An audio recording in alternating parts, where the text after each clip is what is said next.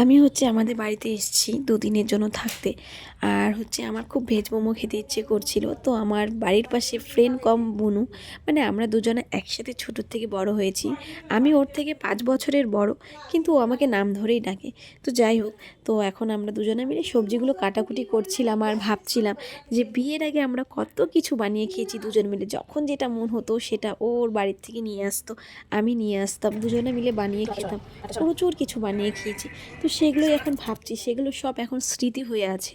তো ও এখন কোনো রকমই মজা করে না, সবসময় বাড়িতেই থাকে। আমি নেই কার সাথে করবে, সবার সাথে ও মিশতে পারে না। তো যাই হোক, তো ওর কিছু খেতে ইচ্ছেগুলো আমাকে ফোন করে দেয়, আমি চলে আসি আমার বাড়ির শ্বশুরবাড়ির সামনেই। তো আজকে যেরকম দুজনে মিলে ভেজ মোমো বানাচ্ছি আর সেগুলো গল্প করছি। তো ওরও কিছুদিন পর বিয়ে হয়ে চলে যাবে, এগুলো আরও আমাদের মানে স্মৃতিগুলো স্মৃতি হয়েই থাকবে।